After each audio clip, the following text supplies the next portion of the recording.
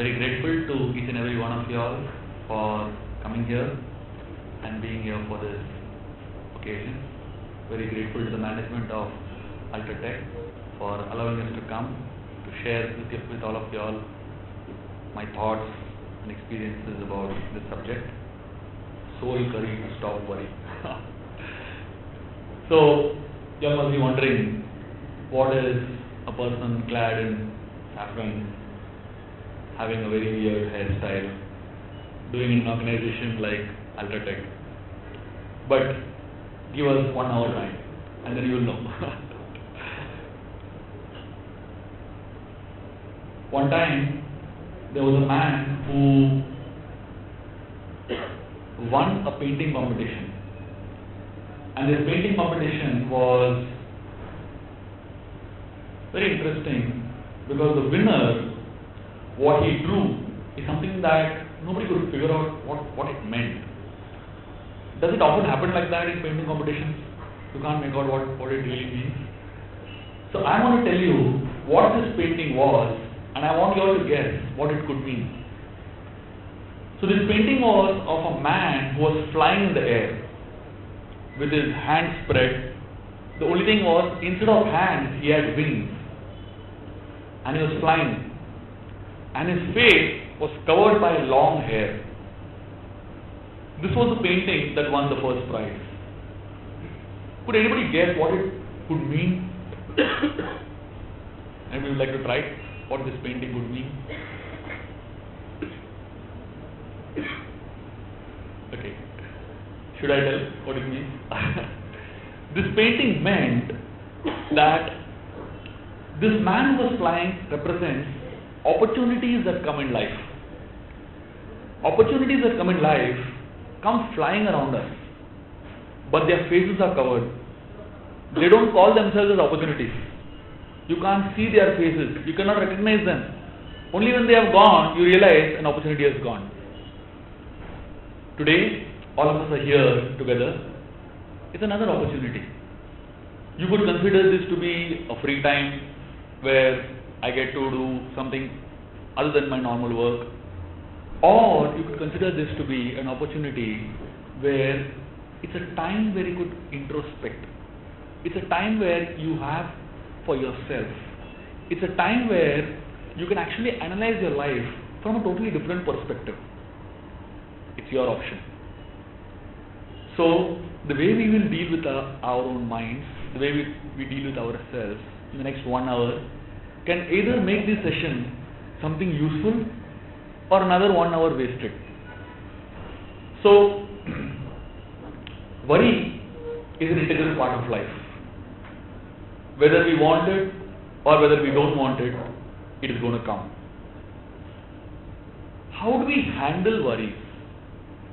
Not just how we handle worries, but how worries can be used as opportunities to grow. That's what we need to learn. As a small child, the worry of a child is how to speed up the clock.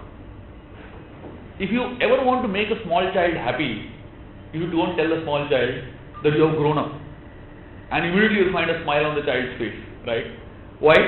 Because one of the anxieties of the child is that he is small. Everybody treats him like a baby. Everybody treats him like small, right? It's an anxiety for the child. The child is thinking, why is everyone thinking that I'm small? The child wants to grow fast. The child wants to prove himself to be big. But unfortunately, nobody really considers the child to be big. So for the child, when he looks at the clock, he wants to speed up the clock. But the same clock for an old man is an anxiety. He wants to somehow or other slow it down, right? So the worry for an old man when he looks at the clock and the worry for the child when he looks at the clock is two different worries. But the worries are still there. So life is actually passing in worrying.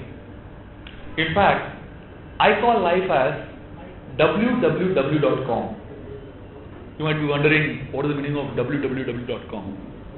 Let us analyze life in different stages, and you will understand what I mean by it. For a small child, what is life? It's www.com. It's write.com. Constantly writing exams. So if you ask the child, what is your anxiety? Naturally the child will say, my anxiety is exam. One child, he said, exams should be banned because it saves ecology. When we write one paper, 15 trees have to be cut. So we should ban exams to save ecology. So for children, it's an anxiety, especially when they are not prepared. There was one child who was really not prepared for a paper, and this was a Hindi paper. And there was an essay where he had to write on mother cow. So he wrote one sentence, finish essay. He wrote, गो हमारी माता है, हमको कुछ नहीं आता है. So for children, it's an extreme amount of anxiety, not just because they have to write, and especially nowadays, exams are judged, your results are judged, and your marks are given based on how many kilos you submit, right? So there was one child who was home. His father was beating him very badly with a stick. So the neighbor, he happened to see that the father is beating the child so badly with a stick. So the neighbor asked him that, why are you beating your son so badly? He said, tomorrow results are coming. So the neighbor said, if tomorrow results are coming, why are you beating him today? He said, tomorrow I am going on a tour. So पहले ही मार के जाता हूँ. So for a small child, it's an anxiety-filled life. Write.com. But as a person grows, young man, ambitious, it's again www.com. What is it? Work.com. I didn't have to tell. See? So, it's such an anxiety because constantly you're supposed to work, keep performing. I was giving a talk in one organization and I was speaking on work-life balance. And one of the things that I do during these work-life balance talks is that I give a chart where, I create a circle with spokes. And each of these spokes represents one aspect of your life. Work, family, health, spirit, like that. So I tell them that you assume that a scale of 0 to 100 and mark exactly how much time you give for each of your aspects. So people mark, and then I tell them join all the dots, and they join. Then I tell them, is your whole connection between the dots, is it becoming a perfect circle? Most of the time, it never becomes a perfect circle. In fact, it always tilts towards one side or two sides. One man, he drew and showed me the paper. You know what it was? He drew one of the points in his circle was completely outside the paper. So I looked at what aspect it was. It was work. So the upper limit was 100. He assigned himself 500. Unfortunately, the balance aspect is hardly there. Somebody shared with me a poem. It's a very interesting poem. It's in Hindi. But it exactly represents the mindset of a person who is working. I'll read out this poem and see if it makes sense. You have to be really attentive to be able to understand this poem properly. The poem says, परेशान थी पप्पू की wife, non happening थी जो उसकी life. Pappu को न मिलता था आराम, ऑफिस में करता था काम ही काम. पप्पू के बॉस भी थे बड़े कूल, प्रमोशन को हर बार जाते थे भूल. पर भूलते नहीं थे वो डेडलाइन, काम तो करवाते थे रोज टिल 9. पप्पू भी बनना चाहता था बेस्ट, इसीलिए तो वो नहीं करता था रेस्ट. दिन रात करता वो बॉस की गुलामी, अप्रेसल की उम्मीद में देता सलामी. दिन गुजरे और गुजरे फिर साल, बुरा होता गया पप्पू का हाल. पप्पू को अब कुछ याद न रहता था, गलती से बीवी को बहन जी कहता था. आखिर एक दिन पप्पू को समझ आया और छोड़ दी उसने अप्रेसल की मोह माया.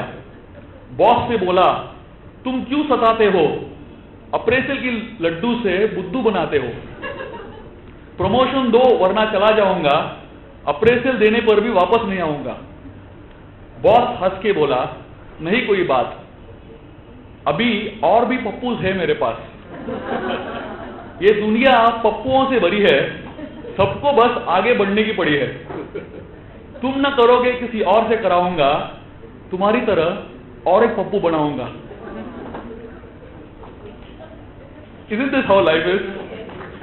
Work.com. If some of you all are bosses here, please forgive me. And if some of you all are pappus here, please forgive me. But whatever we are, the second phase of life is work.com. What do we work for? This goes to the third phase, which is wealth.com. And in spite of earning so much, in spite of having so much, in spite of gaining so much, still there is no end to worry.com. Therefore, there are many people who say there is no worry that a glass of wine can't do away with. Then they go to the next phase, which is wine.com. When you drink, people feel everything gets forgotten. No worries. Forgotten for the moment, right? So many people absorb themselves in drinking, absorb themselves in so many of these aspects to feel that this is the perfect way to get rid of worries. But then they end up in weep.com, crying in anxiety. So life, it starts with write.com and it ends with weep.com. The question now is that, is there a way out of this cycle? Is there a way to handle our worries in the perfect way? Therefore, when I talk about worry, when I talk about stress, I give the example of seasonings. How many of you all here know anything about cooking? I know you all know a lot about eating. Anything about cooking? I'm sure some of you all will be knowing some aspect of cooking. When somebody cooks, or when you eat also, when there is perfect salt, do you say salt is perfect today? No. When the salt is too much, immediately complain, too much salt. And the salt is too less, immediately complain, too less salt. When the salt is perfect, we never even mention about it, right? We never even think about it. We never even remember salt. That's how stress is. That's how worry is. It's not that worry and stress are not needed, but they're needed in the perfect dose, in the perfect quantity. Therefore, I call these three aspects of positive stress or positive aspects of worry. So there are three zones. Most of us fit in the first and the third zone. The first zone is called panic zone. Panic zone means too much stress. And then there is a third zone, which is a layback zone, no stress. But what is in between is known as the stretch zone. Just like a rubber band. What is the use of a rubber band? If it lies on the table, the rubber band is useless. If the rubber band is stretched a little bit to hold something, then the rubber band is useful. But if the rubber band is stretched too much, it breaks. That's how life is. So we need to understand how to reach that perfect balance of not going into the panic zone nor going into the layback zone. Every time somebody goes in the layback zone, the employer is dissatisfied, and every time somebody goes in the panic zone, the employee is dissatisfied. So somewhere in between is what is known as a stretch zone. Each one of us have different stretch zones. Each one of us have different stretch capacities depending on the make. Some rubber bands can hold this much, some rubber bands can hold this much. Whatever it is, it should be stretched. Then it is useful. Have you seen rubber bands that are not used becoming slimy and breaking? That's how life is. So the question now is that, how do we handle this balance? Now, I will quote a very interesting verse in Sanskrit. This is from the Niti Shastra. It's a very simple verse, but it's a very profound verse. This verse says, Chita Chinta Samahi Utta Bindu Matra Visheshatah Nirjivam Dahate Chita Sajivam Dahate Chinta. Amazing verse, na? You might say it didn't make sense at all. It did? Very good. Let me go do it slowly. Chita Chinta Samahi Utta. These two words, Chita and Chinta, they are similar. What is Chita? Chita is the funeral fire. And what is Chinta? Chinta is worry. Chita Chinta Samahi Utta, both are similar. Bindu Matra Visheshatah.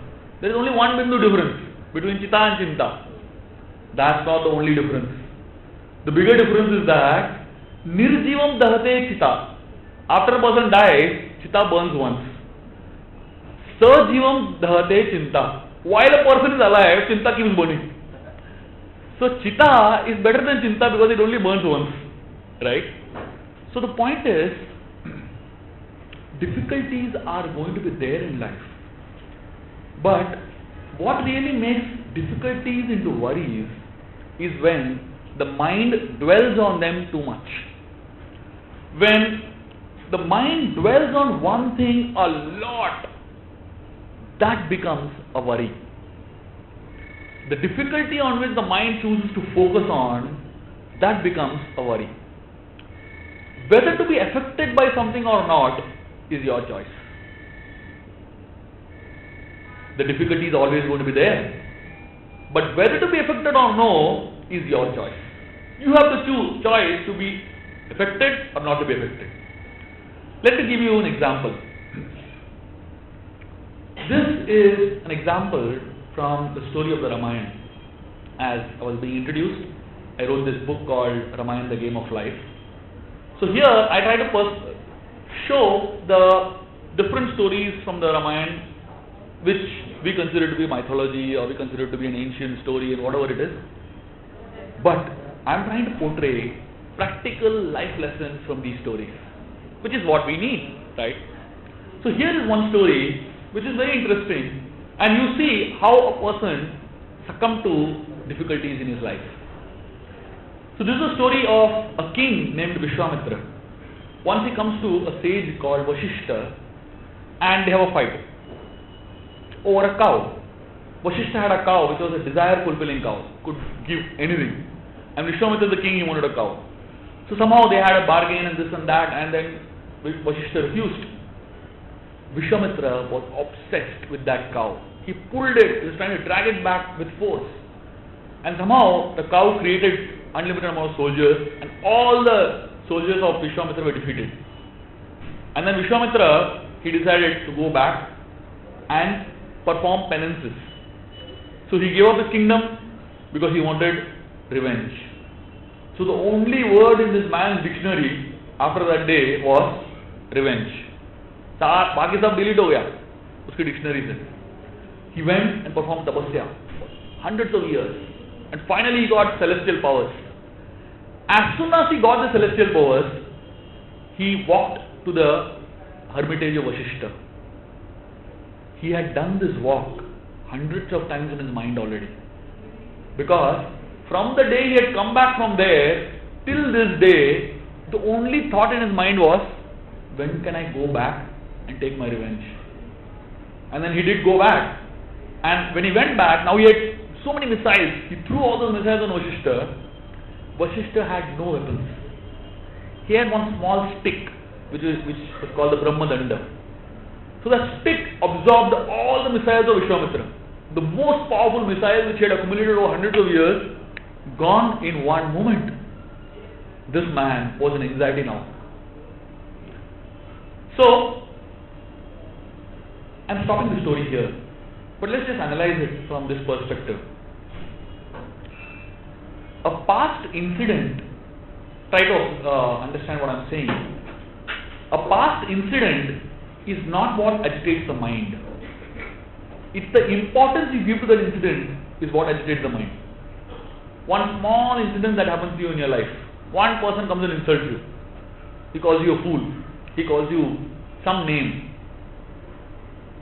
That is not so much agitating. But when you give importance to that one thing, that importance makes that event to be a turning point in your life.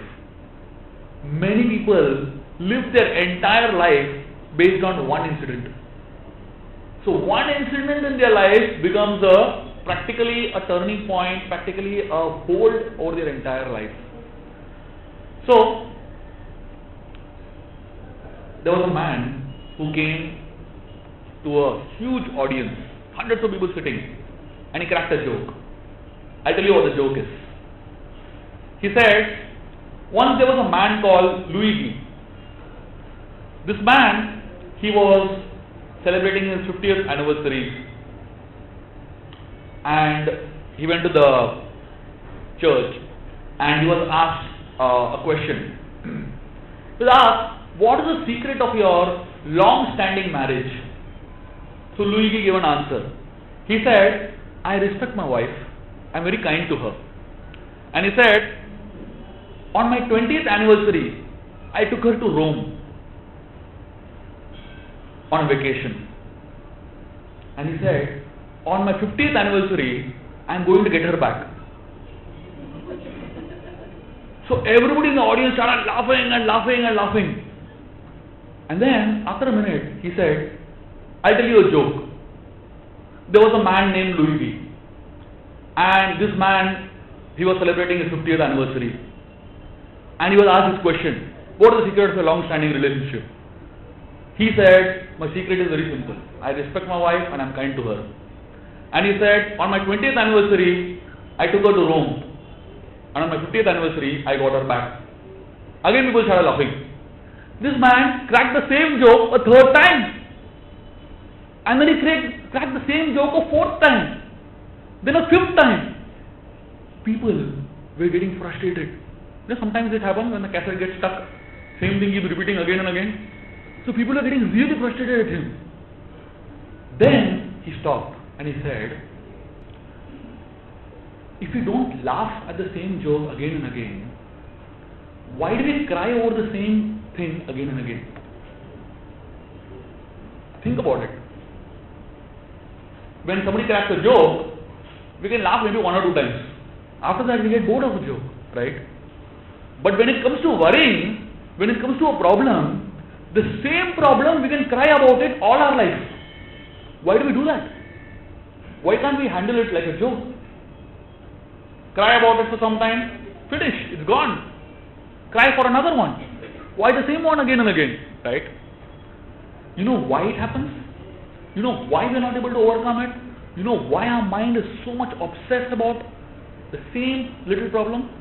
Because we do not know how to handle our mind. The Gita, Krishna speaks a very beautiful verse. It's an analogy. This verse, it says, Apuryamanam achalam pratishtam samudramapah pravashyanti sarve. This verse, it gives an example of how when the rivers enter into an ocean, hundreds of rivers enter into an ocean. When a river enters into the ocean, does the ocean become bigger? No, the ocean is unaffected. How many ever rivers enter in the ocean is unaffected. But just imagine a small puddle during the rainy season. If a river enters into a puddle, what will happen to the puddle? The puddle will lose its existence practically, right? And in the summer season, what will happen to the puddle? Again, the puddle will lose its existence. But to the ocean, the rainy season or the summer season cannot affect it. You know why? Because the ocean is deep and the puddle is shallow. If your heart is oceanic, you will be unaffected by the hundreds of rivers of desires entering or the scorching heat of worries entering. But if our heart is as shallow as a puddle, one river enters, we practically feel that we are desolated. Rivers are compared to desires. Handling desires is so difficult. And the sun is compared to heat of worry, so is handling worry difficult, right? So therefore, what is the solution? The solution is very simple. Difficulties in life are compared to a huge pool of water, an ocean or a river, unlimited amount of water. They are all around us. Our mind is compared to a boat, and we are sitting on the boat. What is the only condition on which the water from in the river or the ocean can enter into the boat? Two things. Either the boat capsizes or there is a small hole in the boat. Right? One time I was traveling on the Ganga and 3-4 of us were there on a small boat. None of us knew to swim. We were right in the middle of the Ganga. Suddenly we saw that the boat is filling in with water. We started panicking. We asked each other, do you know to swim? None of us knew to swim. So we told the boatman, there's water coming into the boat. He said, very simple, he gave us a bucket. He said, throw the water out, and as long as we reach, you keep throwing water out. You can imagine the anxiety in which we were, and really putting effort to throw the water out. And somehow we did manage to reach. But that day, I understood the importance of that small hole. If that hole is not plugged, the water outside can enter into the boat. Our mind is like that boat, and worry is like that one small hole. If that hole is not plugged immediately, the hundreds of difficulties that are around, it just enters and slowly the boat drowns. The ocean on the top level surface is very rough, if you notice. But if you go inside the ocean, deep inside the ocean, it's absolutely calm. If our heart can become like the ocean, externally seeming to be, turbulent, but internally seeming to be calm and stable. Unfortunately, we are exactly the opposite.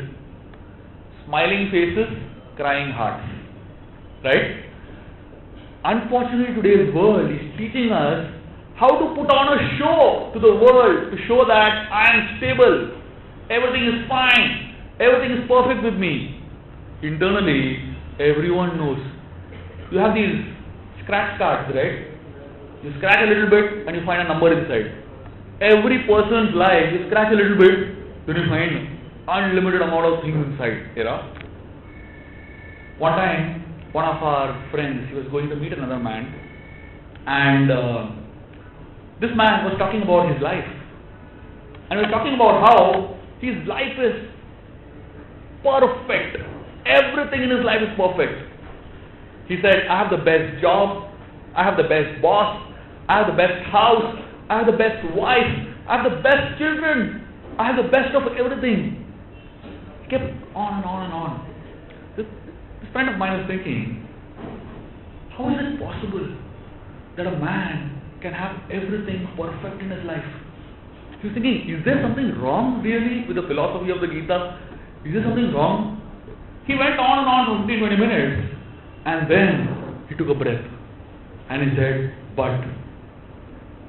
As soon as he said, but, this man is, Gita is right. So that's it. And then after that but, for half an hour, he kept talking about how his mother-in-law is ruining everything that is good in his life. And then half an hour he is talking about how, if only this mother-in-law was not there in my life, it would have been so nice and this and that. Isn't that how life is? One but, and then one but is enough to ruin our life completely? That's the hole. That's the hole in our boat. That's the hole which can make all the difficulties that are outside come inside. People always have difficulties, but there are some who know how to handle the difficulties, and there are many who don't know how to handle the difficulties. Here's the story of one man who knew how to handle his difficulties. One time, Abraham Lincoln, he was taking his presidential oath, presidential oath is a prestigious thing, once in a lifetime. And when he was taking this presidential oath, at that point of time, suddenly from the audience, one man stood up and he said, I have to say something. You know what he said? He said, your father used to stitch shoes for my father. Can you imagine? Public assembly, millions of people are watching, and this is what somebody is saying. If anybody else was in his place, he would have been affected, insulted, felt really hurt. This man, he reacted differently. He said, yes, I know my father used to stitch shoes for your father. He said, in fact, my father used to stitch shoes for so many people. And every person my father stitched shoes for never complained. He stitched shoes to perfection. And he said, my father has taught me how to stitch shoes. He said, if your shoes have a problem, come to me. I'll mend it for you. And after that, nobody dared to speak anything. So mind works in this way. The Nazi camps, you must have heard of, the Nazi camps, the torturous Nazi camps. There was one man in the Nazi camp. Most people who entered the Nazi camp couldn't come out alive. Most of them died. Not so much due to the physical torture, but more due to the mental torture, the mental agony. One man, he came out alive from this camp. And he shares this story, what really inspired him to come back alive to the world. This man, he was inside the camp, a victim, but he would give counseling to the soldiers of the camp. Can you imagine? People who are torturing him, he is counseling them. The soldiers who torture him, then go to him for counseling. Can you imagine how weird it could be? Because this man had a very peculiar habit that people couldn't figure out what's really wrong with him. He seemed to be always happy. But more than that, everywhere he went, he would draw butterflies. He would draw butterflies on the walls, on the tents, on the floor. Anywhere he would get a place, he would draw butterflies. So one soldier asked him, why do you draw so many butterflies? He said, my hope in life lies in these butterflies. And he told a story of his own. He said, one time I was watching a caterpillar struggling to come out from a cocoon. Struggling hard to come out from the cocoon. And finally, when it broke open, I saw that the worm was oozing all kinds of liquid, really in agony. But when it did come out of the cocoon, it came out with beautiful wings and flew away. He said, when I saw that, I developed hope in life. He said, right now, I am like that caterpillar, struggling in this cocoon. But he said, if I just have faith, it's a matter of time that this cocoon will break open and I'll fly free. And now, this man practically travels around the world, motivating people about his own experiences. In Germany, there is a bed called the Hager's bed. I don't know if you have heard of it. This bed is worth 16 lakh rupees. Can you imagine somebody buying a bed worth 16 lakh rupees?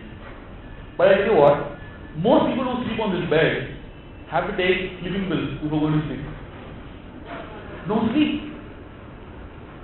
I was walking on a Dadar footbridge once, many years back, the initial days when I came to Bombay. There's one scene I can never forget in my life. Millions of people. Can you imagine how crowded Dadar footbridge could be? Millions of people, literally. In the midst of millions of people, there was one dog sleeping peacefully. People are running around there, people are shouting, screaming, trains are passing here and there. But this dog is absolutely blissfully sleeping, unaware of what's happening around. Right? But a person sleeping on a bed worth 16 lakh rupees, not getting a wink of sleep, it's all in the mind. It's all in how we deal with the mind. So therefore, there are some very interesting quotes. One quote says, worry gives a small thing a big shadow. Can you carry a brick in your hand? Anybody can carry a brick. But if I tell you to carry a brick 24 hours a day for 7 days a week, what will happen to the brick? That your hand will get fractured. That brick will become a mountain practically, right? So the issue is not big generally, but when you carry that issue for a long period of time, the same small insignificant issue becomes unlimitedly big. Another quote says, there are 2 days in a week about which and upon which I never worry. Guess which ones they are. Saturday because it's Hanumanji's day, Monday because it is Lord Shiva's day, Thursday because Sai Baba's day. No, it's not like that. It's yesterday and tomorrow. Why? Because when we think about yesterday too much, there is always lamentation. And when we think about tomorrow too much, there is always hankering. Our life goes in lamentation and hankering. 90% of our life goes in lamentation and hankering. What we have lost and what we are yet to gain. So therefore, when we'll discuss this about living life from the present point of view a little later. There's another quote which says, worrying is like a rocking chair. It keeps you going but takes you nowhere. So basically, the mind keeps thinking about what we have done, what we should have done, what we could have done, what we possibly could have done. So many things on and on and on and on. No action. Worry is like a dark room where negatives get developed. And a worried person sees a problem, but a concerned person solves the problem. The point is, don't just think about it.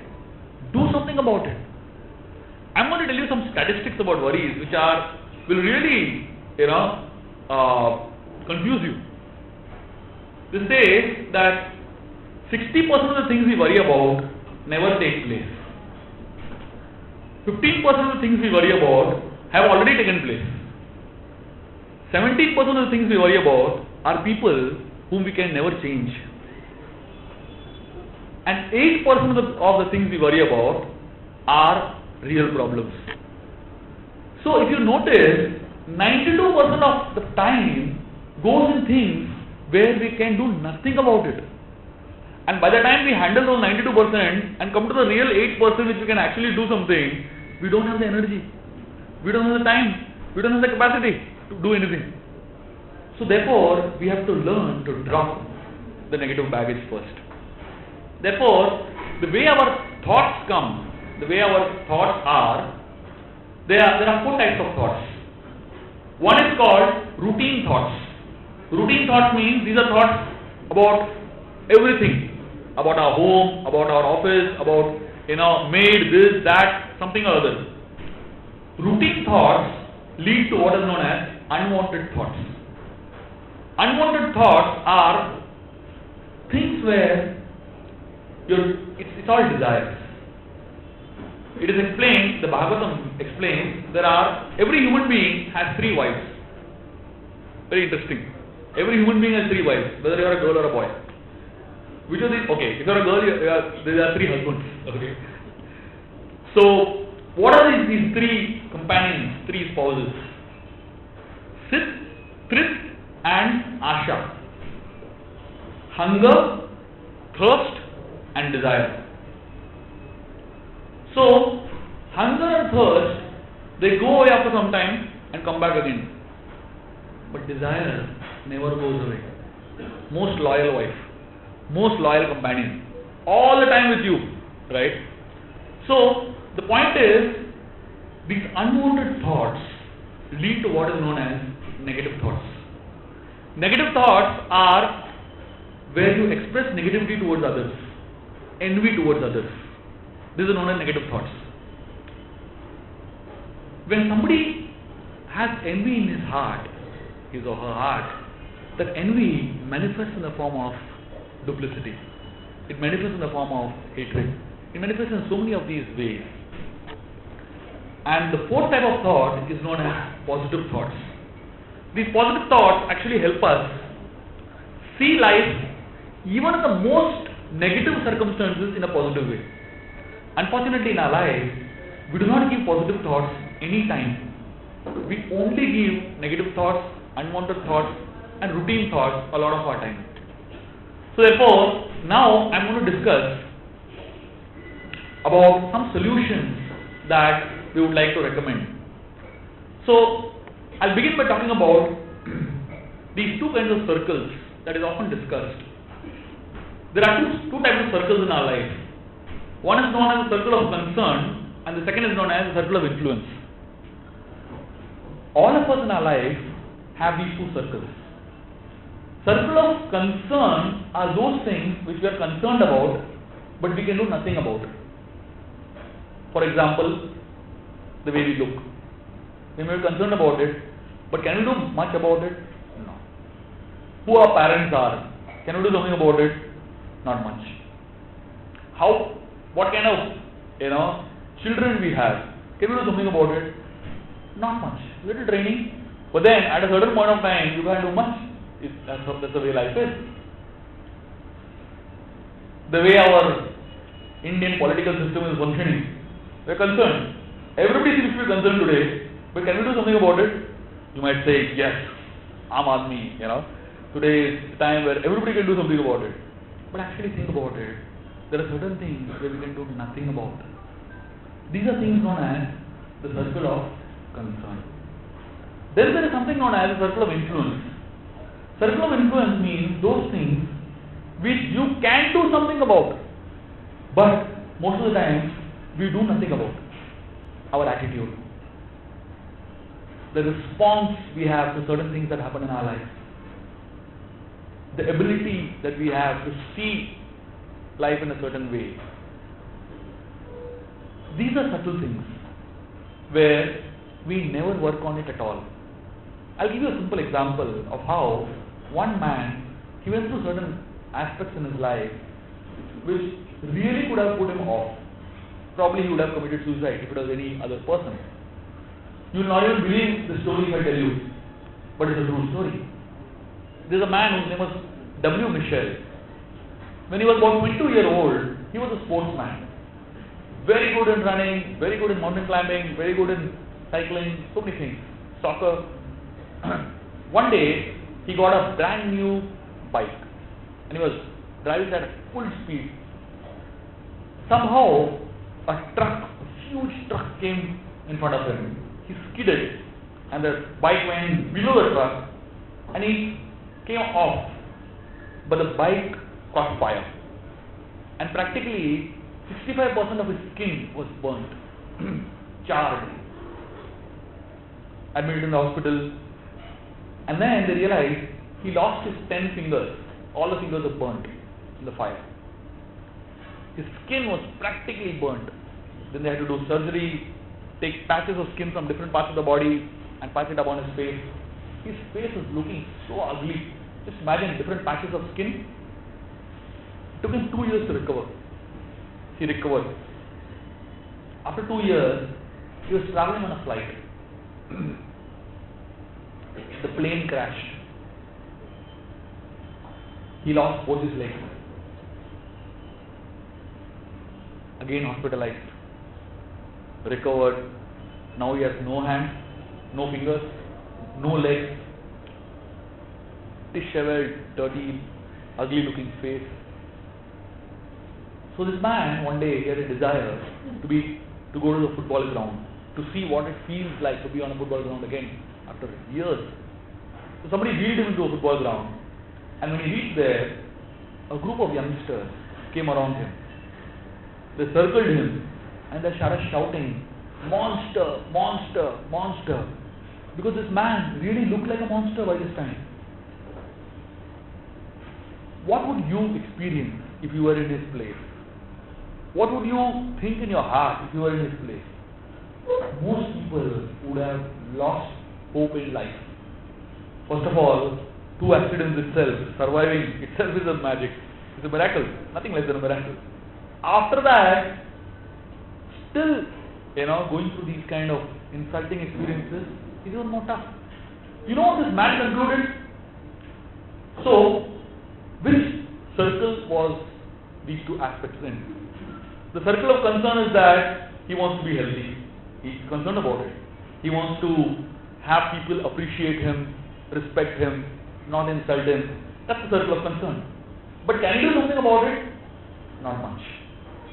When difficulties come, when situations change in life, you can't do much about it.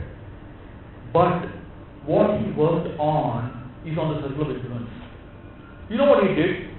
He thought that if this is how I feel when somebody insults me, what about those children who are living in the slums, who are living in the ghettos?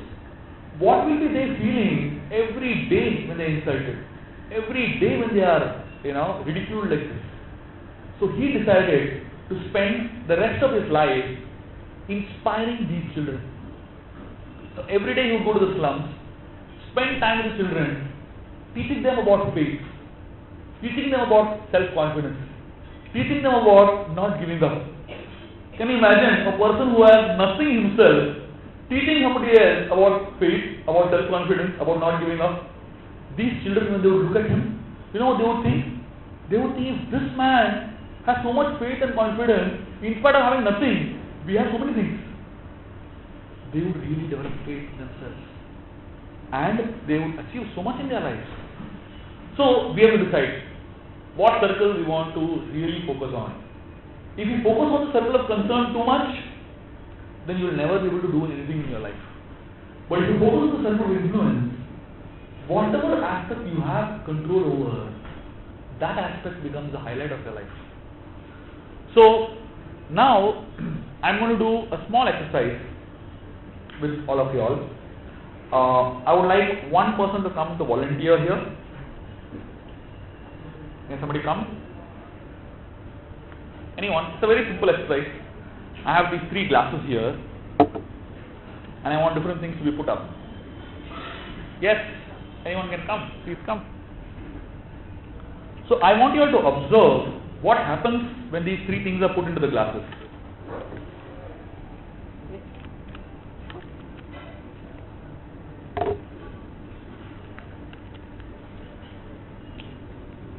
You just put this into this glass. Just observe what happens.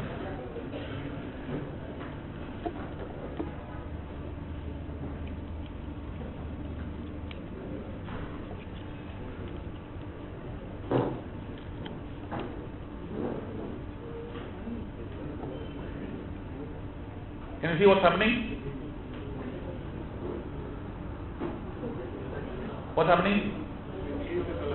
Change color. There is something happening inside also. Dissolving and effervescence. There is a lot of effervescence coming. It's too far to see. Now I'm taking another glass.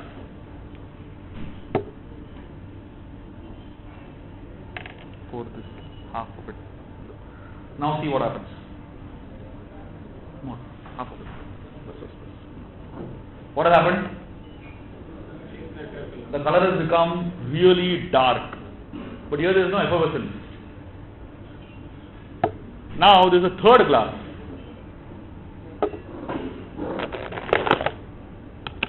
Two, three of them inside.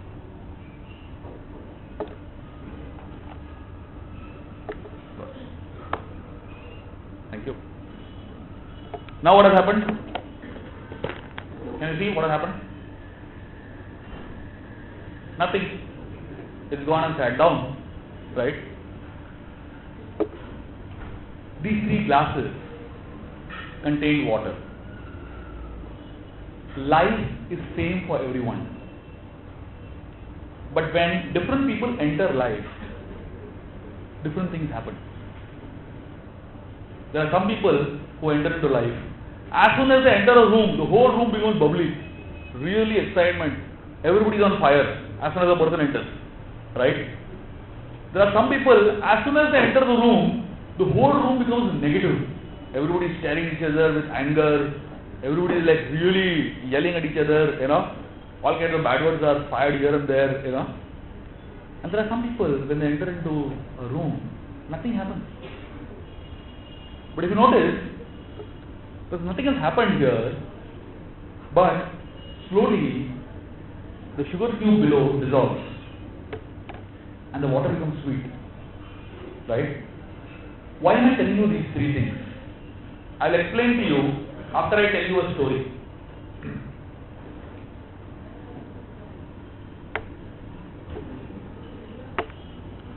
I like telling stories because stories keep a person awake. But many times what happens is that people remember the story and then forget why I told the story. So I don't want you all not to remember why I told it. It's okay you forget the story, but you should definitely remember why I told the story. So one time, this is a story again from the Ramayana, but this is a perspective which all of you all surely will identify with. And I am sure each one of you all has gone through an experience like this. And the moment I conclude the story, all of you will be nodding your heads. So, this is a section of the Ramayana where Ram, Sita and Lakshman, they are in the forest, exiled. And 13 years have passed. One fine day, a golden deer comes into their lives. And as soon as the golden deer comes, Sita tells Ram that I want the golden deer. All of us have our own golden deer that come to our life, right? And the moment the golden deer comes, our reaction to life changes. Our priorities change. So Sita told Ram, I want the golden deer. Ram went after the golden deer, not before telling Lakshman to stay guard and not to leave Sita. So the deer runs away, Ram goes behind the deer, and eventually Ram kills the deer because it's a demon named Marich. But the deer, before it dies, in the voice of Ram, he shouts the name of Sita and Lakshman. He dies. In the meanwhile, Sita over here is in anxiety that her husband is in trouble. Ram is in trouble.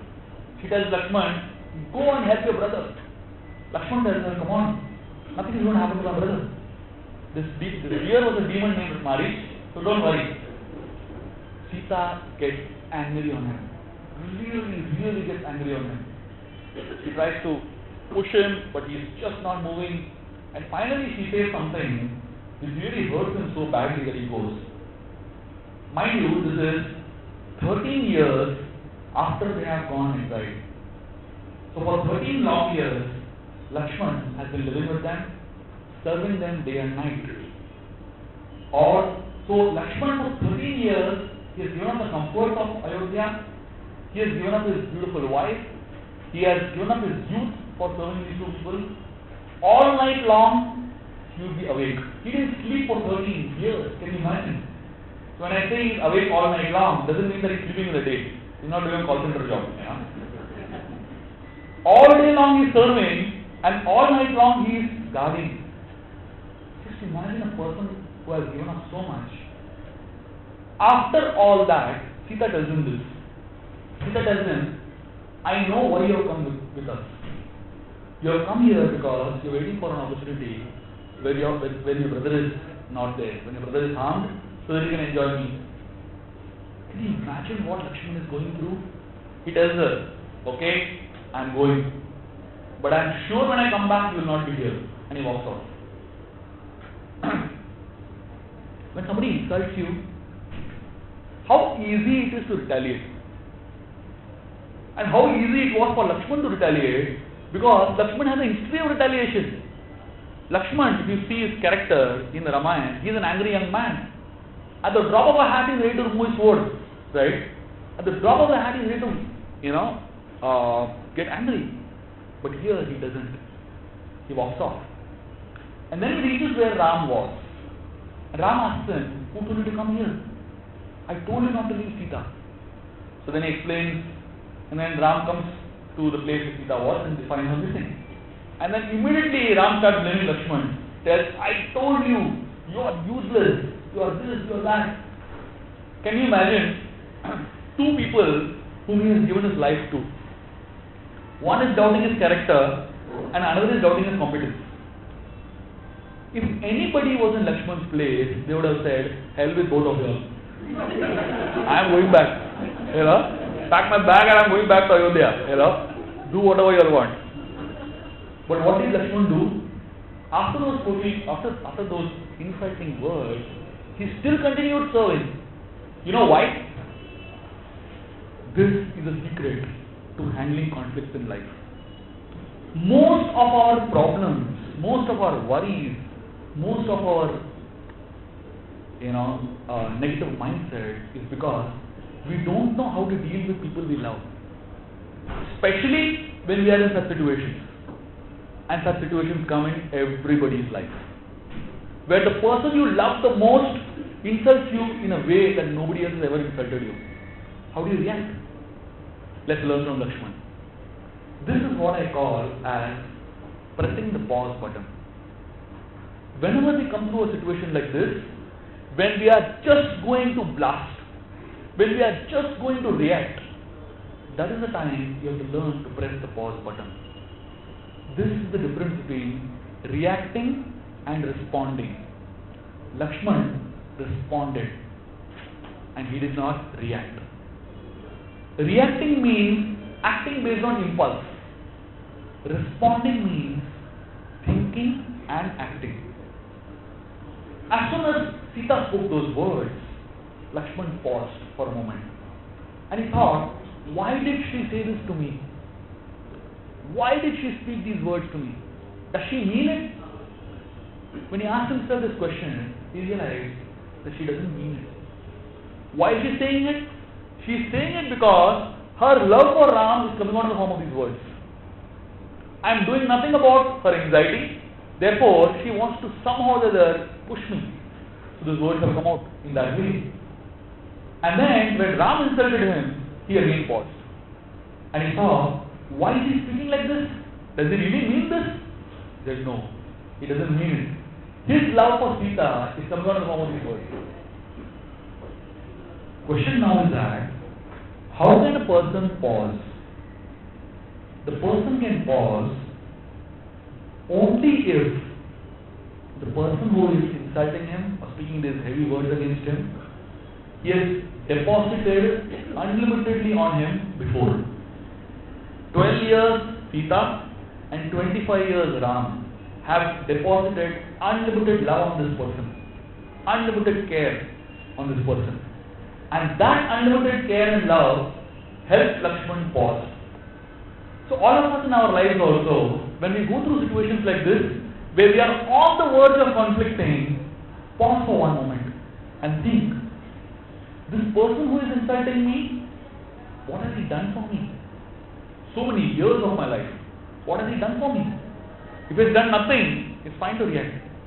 But that person has deposited so much on you, and then he is speaking like this, he or she is speaking like this, let us pause and ask, why is that person speaking like that? So this pause for one moment comes only when you are able to have a certain type of lifestyle. The person who is like this, effervescence filled, very, very highly passionate, he cannot pause. A person who is like this, highly negative in his mindset, filled with ignorance, he cannot pause. He will only find negativity. But a person who is like this, he can pause, because his life is filled with positivity. The question now is that, how does a person know where he falls? It actually depends on our lifestyle. So I'm going to show you a chart. This is a very interesting chart. This is a chart from the perspective of the way our lives are. And you'll find this chart has 3 circles. The first circle is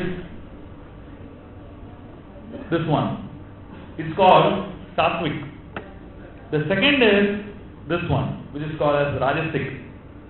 And the third is this one, which is known as Tamasic. So, the combination of these 3 determines how our reactions are. A person who is Sattvic is a person who is very contented, satisfied. Person who is Rajasic, excited. Person who is Tamasic is very inert. So there is combination of Sattva and Tama, a person is simple-minded. A combination of Sattva and Rajas, a person is very assertive, stands for principles and values. A person with combination of Rajas and Tamas, he is an opportunist. He wants others to work for him and is prone to violence. And a person who is a combination of all the 3 in the right proportion is a commoner. and he has no guidance and is prone to influence. Let me just label them. A pure sattvic person is an enlightened soul. Sattvic and tamas together is a learner. Only tamas is a criminal lawbreaker. Combination of sattva and rajas is a noble leader with a vision. Only rajas is a commercial businessman. Combination of all the three is a trainee waiting to be trained. And a person, combination of rajas and tamas is a political leader. So, if you see, this is how life is. This is how life is. Now, we have to determine where we fallen. Generally, all of us are combinations of, these three. If we want to actually make the right decisions, if we want to really be able to pause, the lifestyle that is helping us to be able to pause is the sattvic lifestyle. Therefore, the books that we read will help you make decisions properly. The food that you eat will help you make the right decisions. The kind of friends that you have, the kind of movies that you see, the kind of environment that you create for yourself, everything influences your personality. It's not just one-sided. We can discuss this some other time in detail.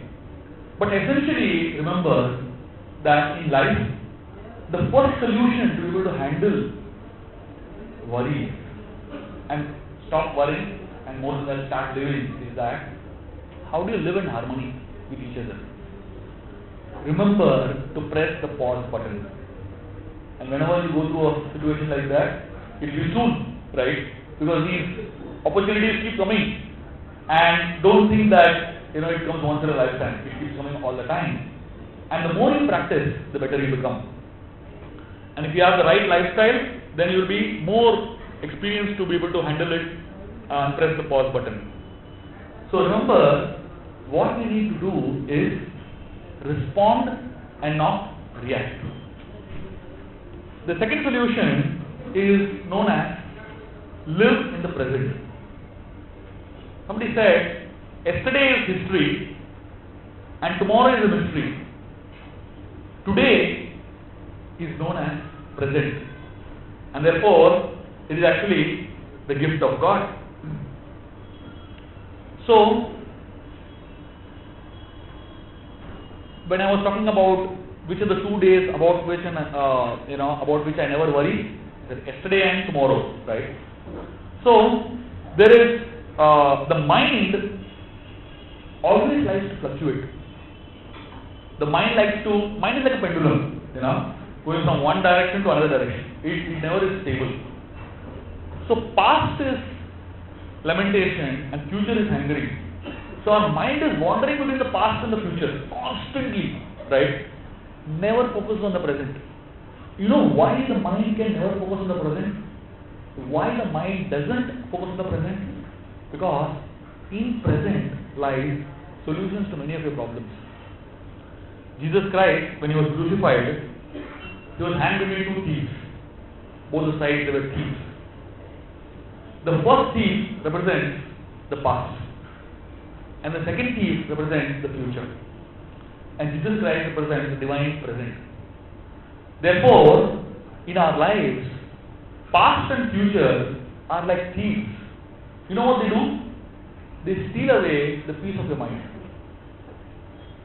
Most of us are trained to hanker. All the advertisements in the television are trained to make you hanker. And you know how the advertising industry is? The media is? The moment you get something, the game changes. In my childhood, we used to play games. Small children, all children play games. I remember there was one particular boy, really a naughty guy. So when you would play a game, he would be with us, he would have fun, he would play. The moment he was losing the game, he would say, no, let's stop playing. We're playing a board game, he would just throw everything. He said, oh, game is over. We'll play next game. And the moment you lose that game, you would just dissolve everything to the next game. He couldn't handle the fact that I'm getting defeated. Life is exactly like that. People define what success is with a certain thing. You achieve this, then you are successful. Get a Mercedes-Benz car, then you are successful. And you work so hard, struggle all your life, and somehow just get a Mercedes-Benz car. And the moment you get it, a new model comes.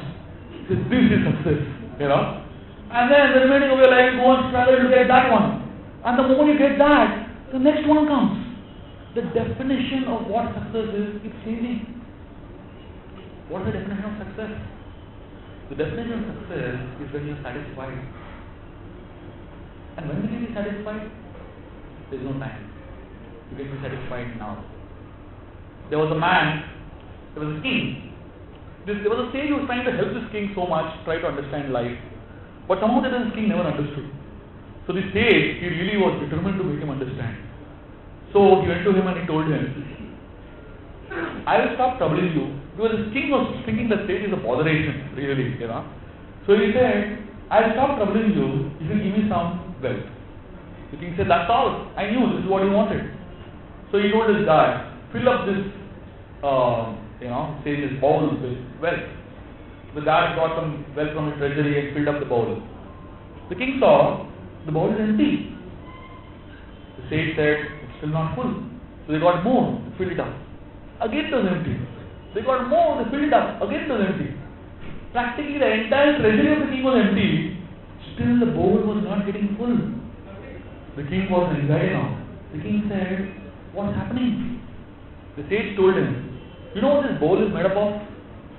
He said, this bowl is made up of the mind.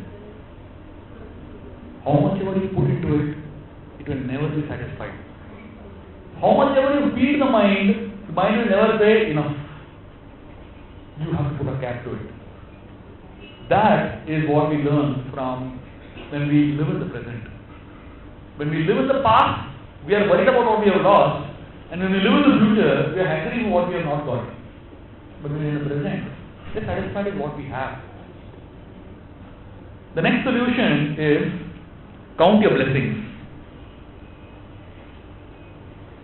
There was a school in which there was a teacher who asked all the children to write down the 7 wonders of the world.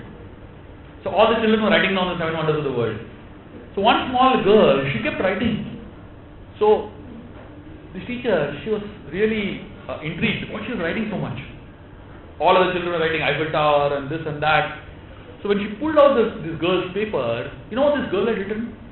She wrote the 7 wonders of the world are 2 eyes, a nose, a mouth, 2 ears.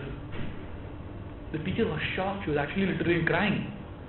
How many times do we recognize what we have as wonders? How many times are we grateful for what we have?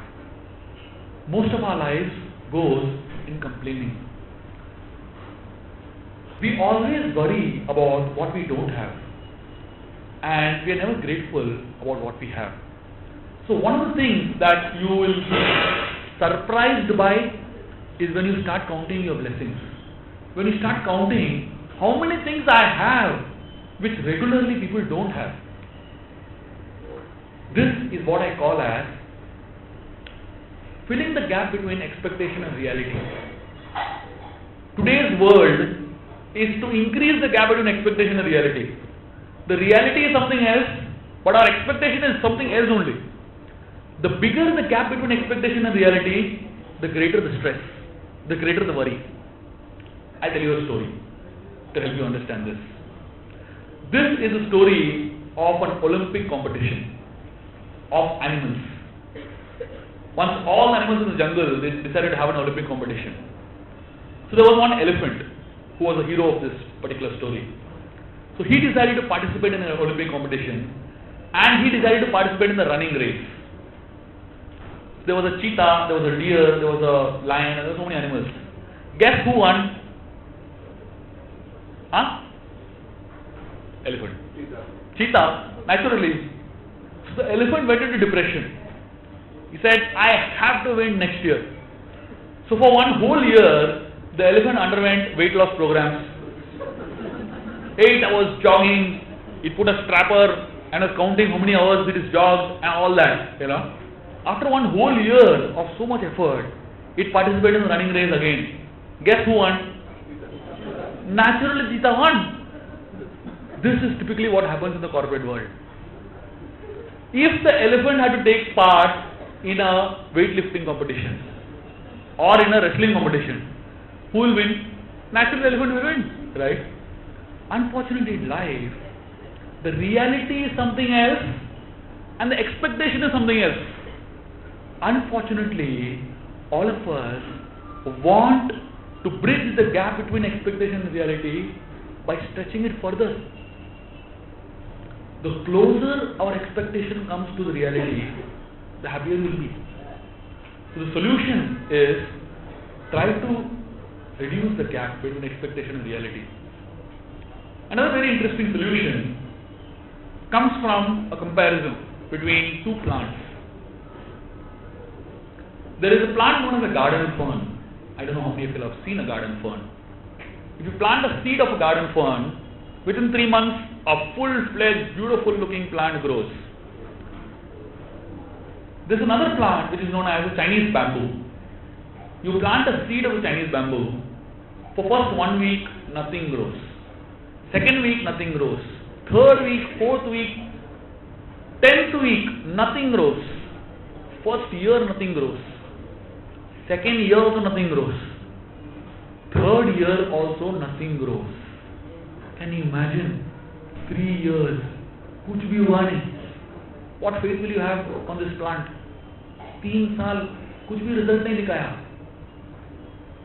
But after the third year, in 3 weeks, it grows 100 feet in height.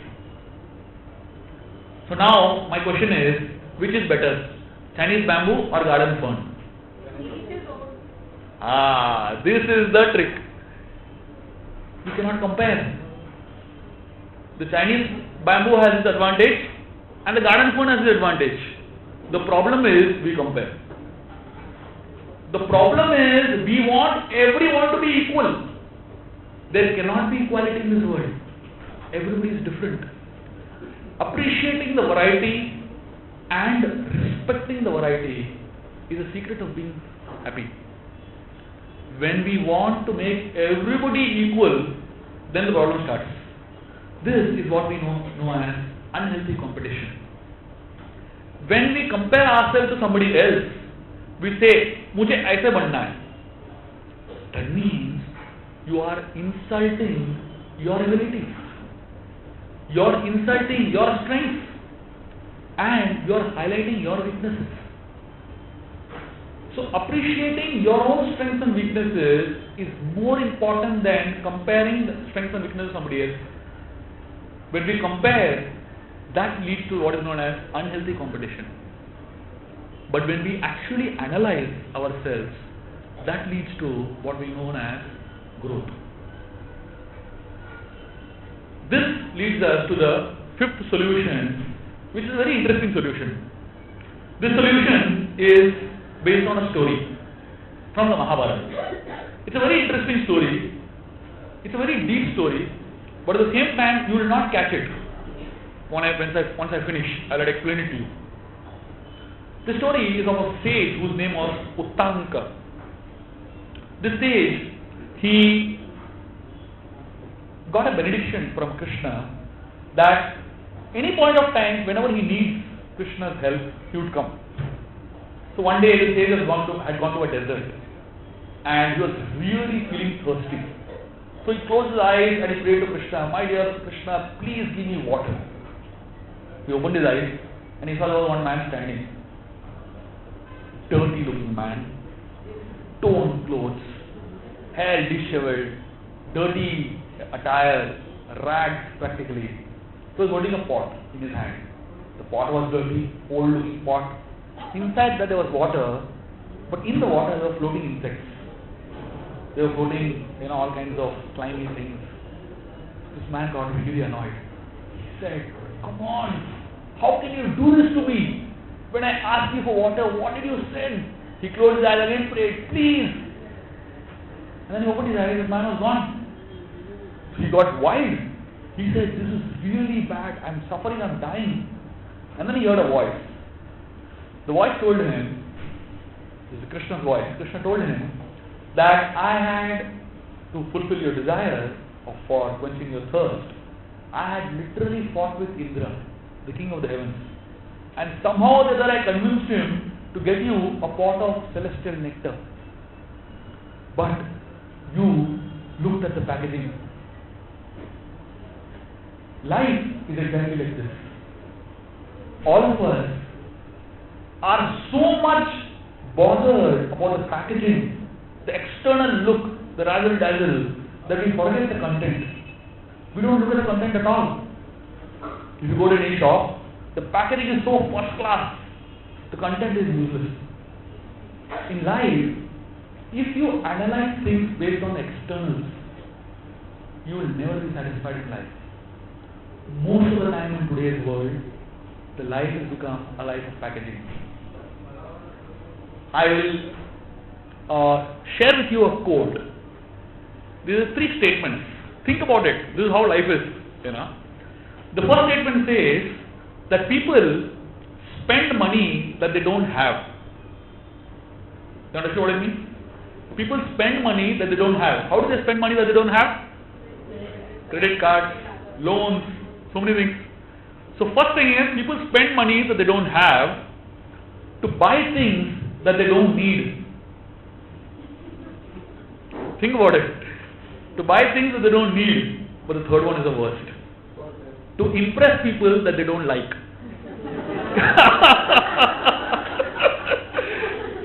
This is what life is.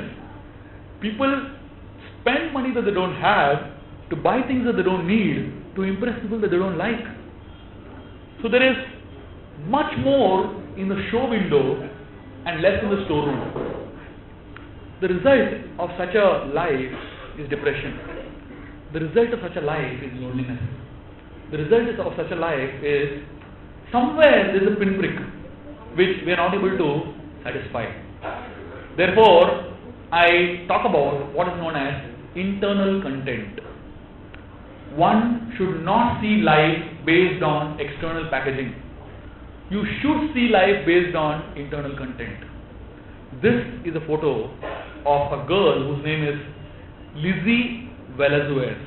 I don't know if you have ever heard about her. This girl is supposed to be declared as the world's ugliest woman. There is Miss India, there is Miss Universe and whatnot. But this girl is declared to be the world's ugliest woman. Can you imagine a girl who is 16-year-old officially declared the world's ugliest woman? What it feels? What an insult to live with, right? How do you handle such a thing? Everybody knows that you are the most ugliest woman in the world. So this girl, she suffers from a very rare type of genetic disorder, due to which she can never gain weight, and she has 0 body fat, and more than that, she is blind in one eye. So this girl, from the medical point of view, she was supposed to have died long back, but she is 23, still alive. But the most amazing part of this girl is that she is a ugly person from an external point of view, but she is a champion of inner beauty. So this girl, she is a motivational speaker, helping youngsters deal with lack of self-confidence, helping youngsters deal with bullying, helping youngsters deal with defects that they have in their own life, their own body. She has written books. She has written 2 books about her own vision of what beauty is. One book is her own name, it says Lazy Beautiful. Another book, it says Be Beautiful, Be You. So basically, her whole effort is to make people understand that there is a lot more beyond packaging. So today, most people give priority to external packaging. We never realize that each one of us are internally beautiful, right? The next one is the heavyweight. This is called handling the weight of success.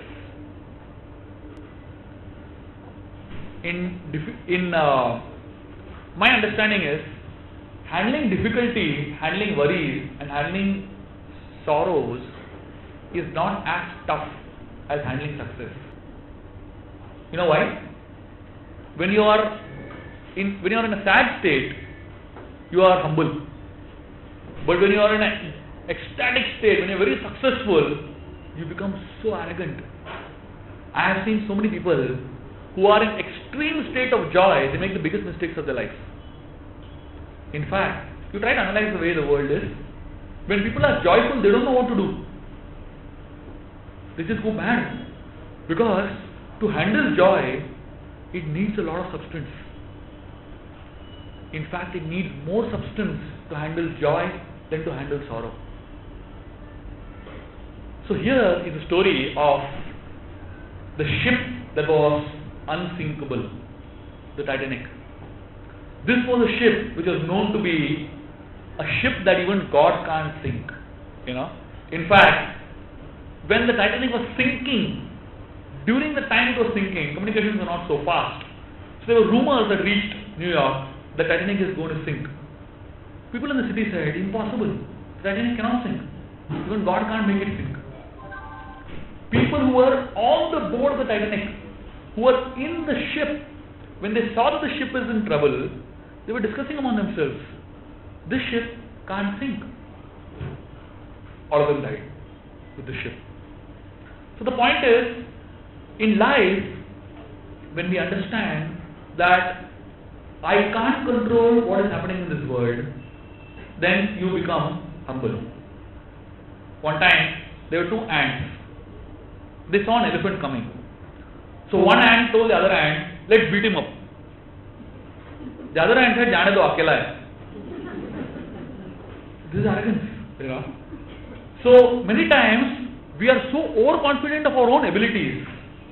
We are so overconfident about who we are, about our own successes, that we forget that even we can fail. So basically, handling the weight of success requires substance. So how do you handle pride? It is said now, even a beggar is proud of his penny. One time there was one beggar who was begging on the Dadar footbridge. So in his daughter's marriage, he gave the other footbridge as a dowry to his son-in-law. ले लो. किसका था? उसका था ही नहीं कभी. दे रहा है. We may laugh at him, but that's exactly our situation, right? We may say, I own this house, I own this car, whatever, We really don't own it. We're temporary caretakers, right? So history has seen how there are people who have flaunted on pride, on success, but they have reached nowhere. Therefore, Albert Einstein, he says, try not to be a man of success, but rather try to be a man of value.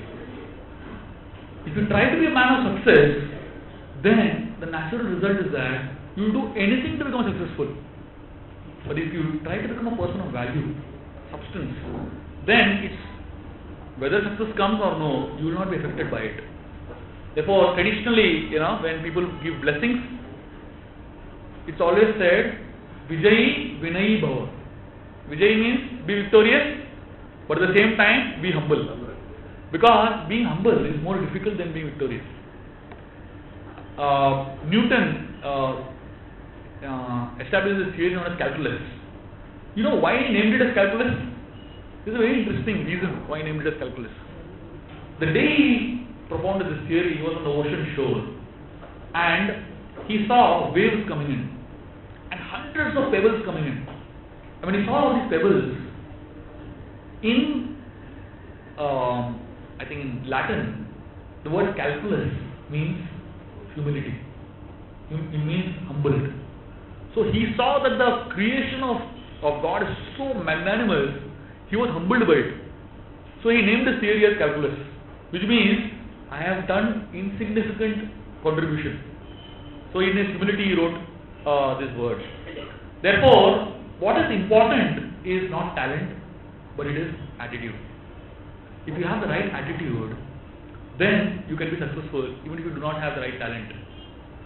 When people hire soldiers, the Australian army, there is a condition. It's a very interesting condition. What condition? They have to hire a person in the Australian army. You know what is the condition? They check in your academic record if you have ever failed in your life. If you have never failed in your life, they don't take you. Very interesting, huh? You know why? Because if this person faces his first failure on the war front, they don't know how he will react to it. He is talented. His talent has helped him cross all the doors to success. First door, second door, third door, fourth door. But talent cannot open the last door to success. What will open the last door to success is attitude. So in an organization, what is more important than your talent and your intelligence is whether you have the right attitude or not. You come with the baggage of pride, you come with the baggage of success, you come with the baggage of arrogance. That baggage will not help you sustain here in an organization. What really requires in an organization is humility. What really requires in an organization is cooperation, the right spirit, right? That takes time to cultivate. This is the second last solution that I have to offer, which is a very simple solution. Feed your faith and your fears will starve to death. I give an example of children in a park. Have you ever seen children playing in a park? Full confidence. They're climbing swings, they are doing all kinds of crazy things. You know where their confidence comes from? Their confidence comes from the fact that somewhere in the garden my father or mother is watching me. That's where their confidence comes from. I study children a lot. So one time I saw a small child crossing a street. You allow a small child to cross a street, you will understand what confidence the child has in himself. Panicky, fear in the eyes, really trembling, big cars, trucks. He didn't know what to do. Suddenly the father came and put one finger. And this child caught that finger. And then you should have seen him. He was like a king, Bindas walked on the street. Where did the confidence come from? Not in his ability, but in the fact that he has somebody to protect him. Therefore, one solution is download your worries and get online with God. I'll tell you a story. This is the last story I'm going to tell. So one time there was a man who was on his deathbed. He called his lawyers and he told his lawyers that I want to make a will. And he made a will and he died. So this will said, whatever property he has, he wants to divide it into three parts. Half of it he wants to give it to his sons. 1/3 of it he wants to give it to 1/4 of it he wants to give it to his relatives. And 1/5 of it he wants to give it to the local temple. He said this and he died. Then they found out what the property was. They found out that his property was 19 horses. Can you imagine? 19 horses. How will you divide?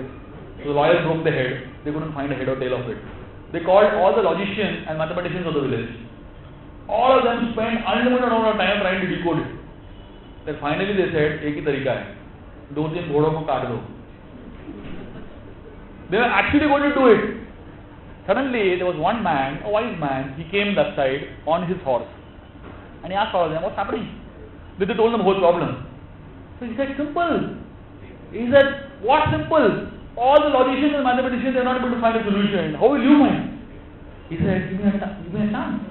He got down. He put his horse among the 19 horses. And he said, divide. They divided into half. 10 horses they give it to the sons. And he said, divide again. 4 horses they gave it to the relatives. And he took back his horse. And 5 horses they gave it to the local temple. Everybody was scratching their head. How did he do it? All the mathematicians and logicians, they got confused. What is the solution? And then while going back, he gave a solution and he went. He said, when there is a problem which no logic and reasoning can solve, that is the time, get the 20th horse. Get God into your life. You will find a solution which logically is not working, which logically doesn't make sense, right? So in all our lives, we'll come through problems, we'll come through difficulties, where there is no logical solution. That is the time to take shelter of prayer. Finally, The last solution is do something selfless for others. Psychologists, they say that the prime reason for worry in this world is self-centeredness. The prime reason why people are so much in depression and worry is because they think only about themselves. Ask all of you, ask yourself this question. 24 hours in a day, how much time do we think about our needs, our concerns, our interests? And how much time in a day do we think about others? You'll get the answer. So 95% of our time is spent in thinking about ourselves. Psychologists say that if people spend little time of the day, every day, a little amount of time doing something selfless, serving others, doing some service. When I say service, I'm not talking about government service or working in a company. Here, when you work, you may be doing service, but you're always getting paid back. Selfless service means you get no return. That is actually a solid solution to overcome the self-centeredness of thinking about our own problems. When you look at life from a different perspective, when you look at life from other people's perspective, you realize your problems are so insignificant compared to what they have. Then you will really appreciate your problems from what it should be. So I'll just summarize everything I spoke, the solutions. The first solution I spoke about was small changes lead to big differences. I was speaking about the story of Lakshman. And here the solution we spoke about was pressing the pause button. And we spoke about learning not to react but rather to respond. And then we spoke about the second solution, which is live in the present. Third solution we spoke about was count your blessings. We saw how when we look at how much we have, we will not hanker for what we don't have. The fourth solution was be yourself. I spoke about this Chinese bamboo and the fern, garden fern. Unhealthy competition is the result of comparison. And then we spoke about external packaging. How one has to learn to see the internal content more than the external packaging. And then we spoke about handling the weight of success, this concept of talent versus attitude. How more important than talent is having the right attitude. And then the seventh solution was having faith in God. And finally, I spoke about doing something for serving others. Hare Krishna. Thank you very much. Is there any question or comment? Yeah. I thought the session was very interesting and we would have learned a lot because these are very simple things in life but very easy to adopt and work towards that little change that we want after. So the house is open to questions in case you have kuch bhi karana sawal. You know, just stand up and ask, please. And I can pass on the mic.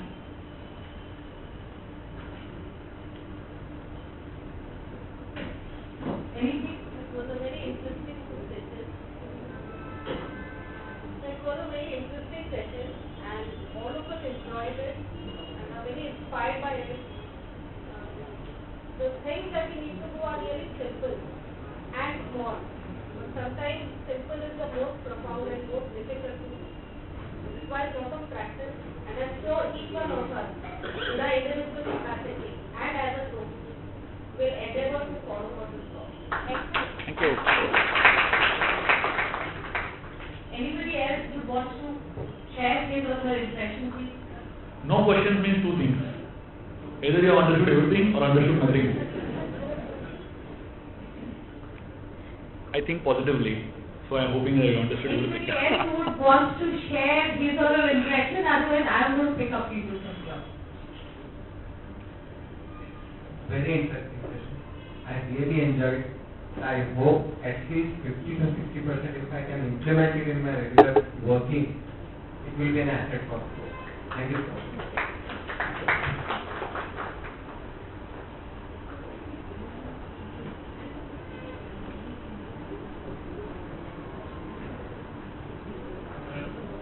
Yeah, just not a question, just a comment. It is the simple things which are more difficult to do. We are very expert at handling complex solutions, but the simple solutions generally elude us, and we are not able to find the right solution.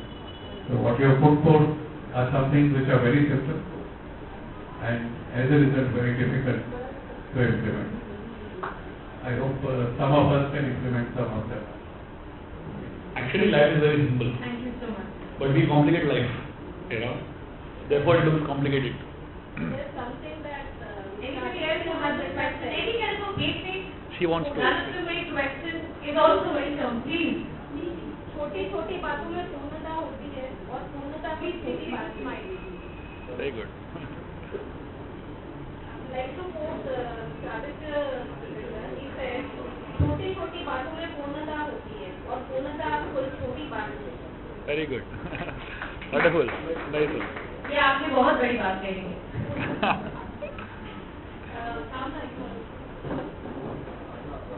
I want to say something about the third point, founder testing. I have gone through this book called Magic, where I learned this thing, and I started by jotting down 10 points. Later on, it was told that we should do the structure for 26 days.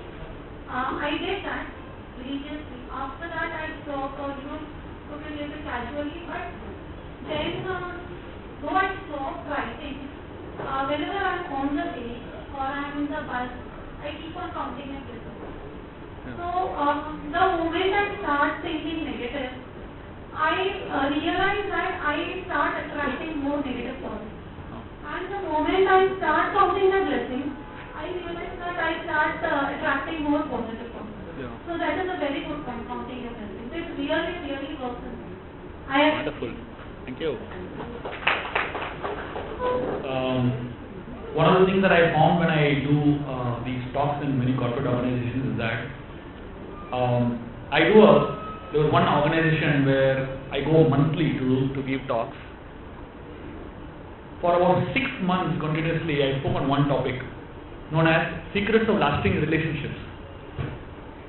Because one thing I realized is that whether on a larger scale or a smaller scale in any organization, what really brings the organization together is when people in the organization have good relationship with each other, when they really live harmoniously, you know. And when we speak about these topics, like I started by talking about relationships, the story of Lakshman, when we actually dwell on these topics more and more and more, it becomes easier to apply them. But when we never discuss them and we take them for granted, we never really apply them actually. So it's important that you all have taken out this initiative to really come together and hear, essentially. Because life essentially has 4 stages. One is Shravanam. Shravanam is hearing. It begins with that. Knowledge begins with hearing. But after hearing, what I suggest that you all should do now is the second stage, which is known as Mananam.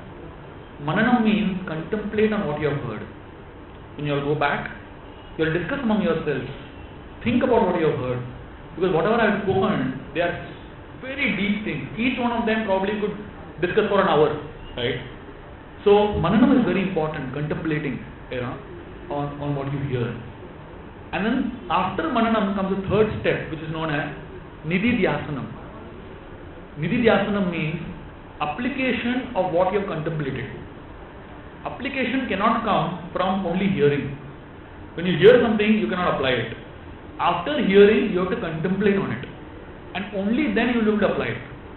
And after Nididhyasanam comes a 4th stage, which is actually the stage of teaching what you have applied. You cannot help others, you cannot inspire another person unless you do it yourself. Therefore, if you like something, you want to share it, before you share it, apply it. And then when you share it, it will be really powerful for that person. This is the stages of learning basically. Great. So before we wind up for some prasad that we have from ISKCON and also some snacks, I would request Mr. Sakshi to say a few words and wind up the session.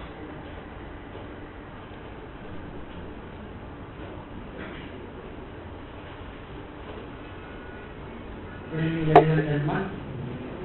I think this was one of the wonderful sessions I have ever seen so far. He has packed all that basic knowledge in such a corporate presentation. Even being in corporate, we don't make such a good presentation. So thank you very much, sir, for spending your time with us. And we would like to hear more in future. And I would like to thank Sapnaji for having given a very beautiful name for this soulful living. So each one of us inside, we need a lot of such knowledge for us to be happy, for us to be human, for us to be a better living person. And this is the source where you can get the true basic knowledge. And they have lots of experience. You might feel that they are in sadhu, attire, and they are sadhu, they can talk a lot of things. But he also has come from the corporate. They have worked in the corporate, and they have spent their life for helping others. And I have seen in ISKCON, so many learned people have dedicated their life for others. And he is bringing that experience, knowledge. So many people are benefited, so many corporates are benefited.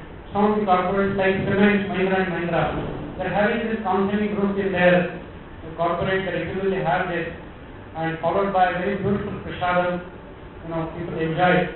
So I once again thank Sultanji for having organized this. And I sincerely thank all of you. I was told that in 1 week time, there are about 100 odd registration for this program. Yeah. So, thank you very much once again, and thank you all of you for coming here, and we look forward to have more and more sessions like this. Thank you. The things that I spoke, we have it in a book form also. So we have books that are available at the back. Those who like to take some of these books, it will just help you contemplate more and go a little deeper into your thought process. Thank you very much. I'm here. Anybody would like to talk? I'm more than happy to interact.